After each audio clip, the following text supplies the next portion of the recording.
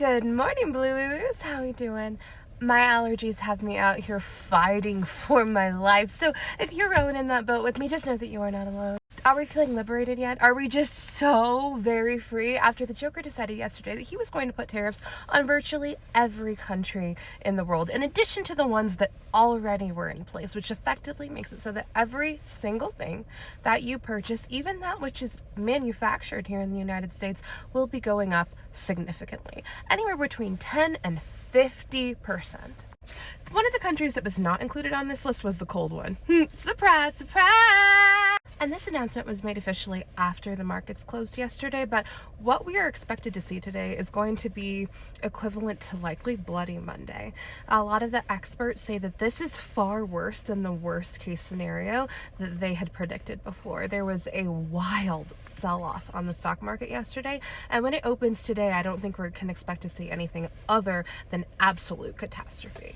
Sorry, that's super dark. It's being reported that globally, the value of the dollar is completely plummeting, like falling like a rock. And we're doing this just for kicks, just because he thinks that tariffs are going to help make this country great again. And they're objectively not. Tariffs, again, I know that everybody's saying this, but it's true. Tariffs are paid for by the American people, and it's an attempt to discourage people from buying things that come from other places. But there's nothing morally wrong with importing goods, right?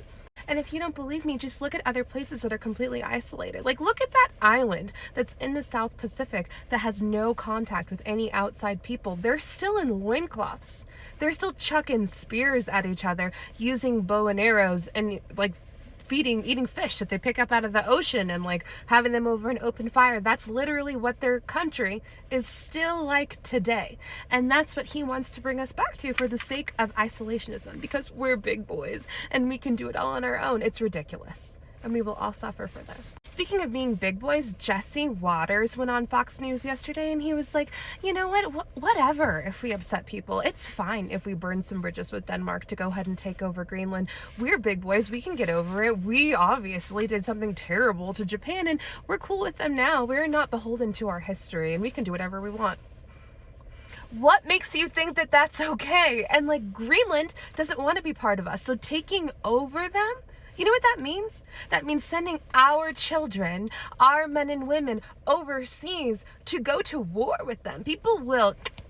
For what? Because you just decided that now you guys believe in global warming, and once all of that ice melts, there's going to be minerals there that you think that you're entitled to? It's ridiculous. What is also ridiculous is the fact that our leader of all of our national security is also using Gmail. Not just Signal, but Gmail to discuss all of these foreign policies. Like, come on. I'm not the kind of person to judge a fish by its ability to climb up a tree, but you're the fish. And you suck at this. You're not cut out for this position. It's not just the fact that it's wrong or that it's scandalous. It just shows that they have absolutely no idea what they're doing. You're literally a blind person teaching driving lessons right now. You're literally like a person who cannot read, who's teaching grammar. You're not cut out for this. None of you are cut out for this. And this is what happens when you determine that loyalty is a reasonable expectation or a qualification for any given position. You're just not cut out for it. I'm not going to be a professional volleyball player anytime soon, and you have no business being the head of all of our national security when you're using Gmail. I'll tell you what though, Franklin the Turtle did decide to go with the Democrats yesterday with 3 other people, including Lisa Murkowski, and I can't remember who the other 2 are, but that was an attempt to prevent us from continuing these tariffs against our Canadian neighbors. Now, this was in the Senate. It won't be able to go over to the House because Little Maggie with a big secret suspended voting for the entire week, and it probably won't be taken up by him on the floor. But you know, other Congress members on the floor, as you watch our economy free fall today, if you decide that you would like to vote on this and the other tariffs as well, you could just Kevin McCarthy him, right? Like, we decide to change speakers like we're changing socks, and I think it just might be about that time. 73 days seems appropriate for him. That's more than enough. Go ahead and get him out of there, because to be courageous is contagious. And if you're worried about being primary, don't. Like, look at what happened in Wisconsin. Just the mere fact that Dark Batman was anywhere near it made every single county all of them in the entire state of Wisconsin go to the left. And so the same thing can happen for you. So if you want to keep your seat, you need to get up and you need to say something. You need to do something. You can go ahead and put whatever little red spin you want on it. But the fact is, we're all going to go broke. We are all going to be desperate in the event that you do nothing. Come on now. And lastly, it's being reported that thanks to the dude with worms in his brains, a lot of children are being treated for vitamin A toxicity because he decided that it was a good idea to tell people that that was an appropriate treatment for measles.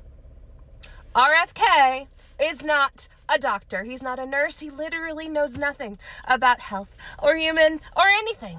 He has no business being in charge of the FDA. He is another fish who sucks at climbing trees, okay?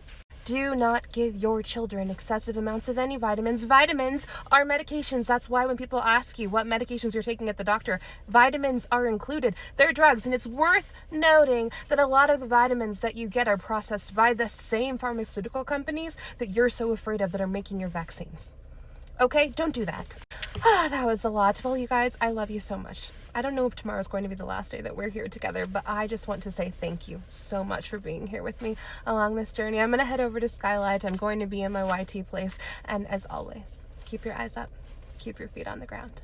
Hang in there, okay? I'll see you next time. Ta-ta!